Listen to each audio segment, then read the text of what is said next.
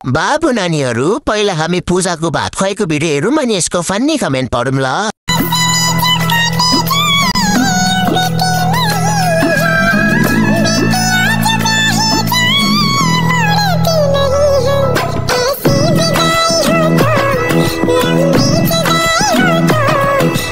ल सुरु गरौँ।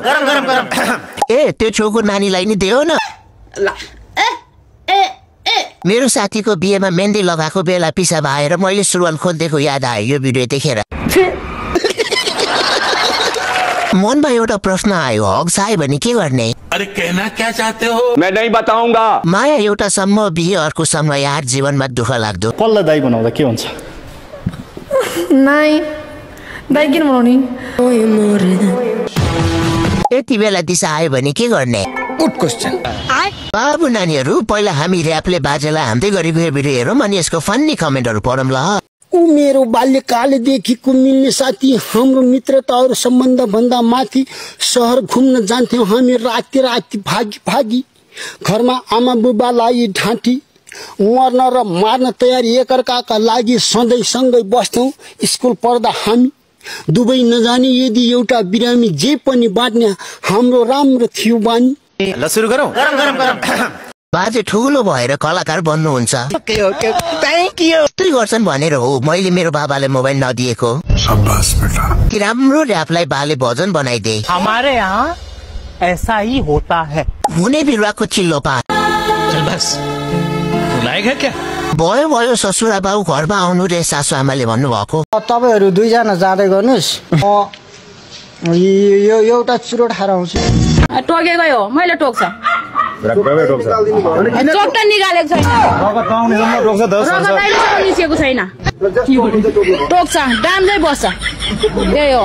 डाम बसेको टोक्नुहुन्छ? हुन्छ, मैले टोक्छु। ल सुरु गरौँ। जिन्दगीमा पहिलो पल्ट यति सोझो तामाङ देखे। परी तामाङ। नाम तो सुना होगा। जिन्दगीमा सोझो भनेको महावीर पुन र म मात्र थियो। अहिले 3 जना भयो नेपालमा सोझो मान्छे। होइन होला के हो? चुप कर बे कुत्ते। मनमा कुनै छल कपट नभएको भाइ बहिनी मिलेर बस। म यिनीहरूको बोली सुन्दा चाहिँ हाँसो लाग्छ। यता छ यार्स गुम्बा। अहिले मार्दिन्छ अन्त।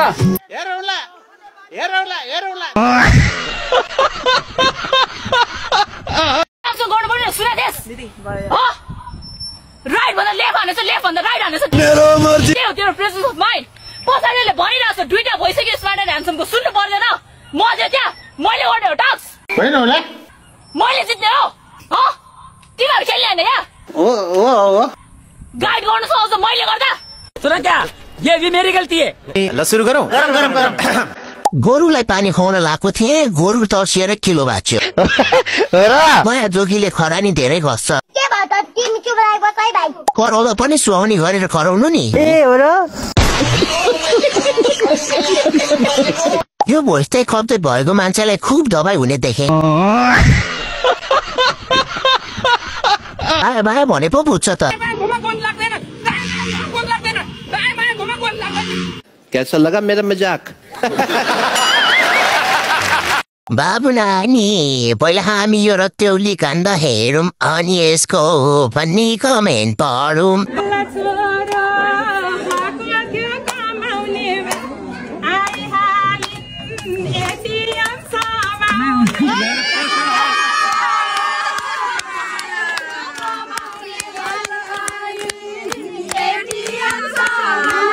ल सुरु गरौँ। बुढा मात्र होइन म पनि कमाउँछु, एटिएम होइन अब तिम्रो जगल्टा समाउँछु। दुःख पीडा मनबाट हटाइदेऊ, यस्तै सासु आश्रम पठाइदेऊ। बल्ल छोरी लाकीटी रमाउन लगे अब नोकर्नी बनाउन।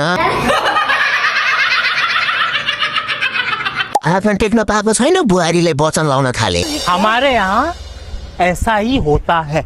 यही नहीं, अभी और सुनिए। प्लिज बुहारी रिटर्न गरिदिनुहोस् अनि छोरालाई गुन्युभित्र राख्नुहोस्, एटिएम नि आफै समाउनुहोस्। मजा आयो। साथीहरू आउनुहोस् एकैछिन यो बच्चाले प्याराग्लाइडिङ गरेको यो भिडियो हेरौँ अनि यसको फनी कमेन्ट्सतिर लागौँ है त। अफ गर्न लागेको है अब तिमीहरूलाई रिग्रेट हुँदै होला है रिग्रेट हुँदै होला कि तिमीहरूले मलाई भन्थ्यौ नि तैँले प्याराग्लाइडिङ गर्न सक्दैनस् त हो चाहिँ सानो संस्था तैँले प्याराग्लाइडिङ गर्न सक्छ रिग्रेट हुँदै होला है रिग्रेट हुँदै होला तिमीहरूलाई म प्याराग्लाइडिङ गर्न लागेको हेर सप्ताहपछि तो चलिए शुरू करते हैं। उठेर बोल न ब्रो। खोटेङ्ग्रा आएछ भनेर चिलले खाइदेला नि फेरि। अब भाइ फर्किँदैन फिक्स हो हावाले अर्को ग्रहमा पुर्याउँछ। म त झोला मात्र देख्छु त मान्छे खै। अबे साले ब्रो 1 दर्जन बेलुन फुकेर उडे त भइहाल्थ्यो नि यार बेकार पैसा खर्च गरेर।